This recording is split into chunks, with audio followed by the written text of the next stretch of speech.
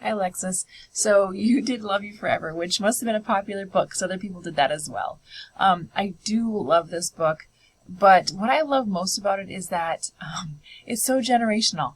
You know, you can have this as, you know, you talk about your relationship with your mom and her reading it to you, but you could also, you know, like you said, bring it into your own, children when that time comes.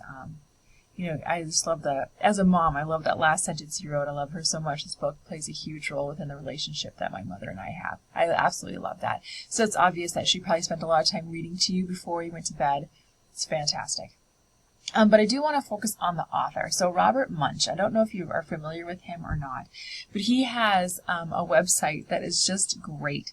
He has so many books, and generally his books are funny. I mean, really funny. Of course, Love You Forever is more of the serious book that he has. But if you are interested, it's called The Official website of Robert Munsch, and he's a bit of a goof.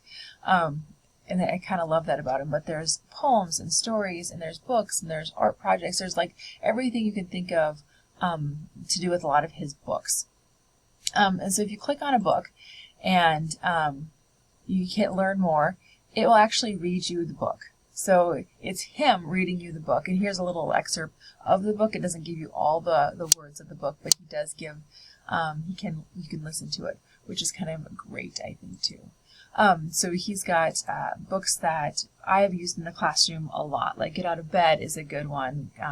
Purple, Green, and Yellow is a good one. Thomas's Snowsuit is a good one.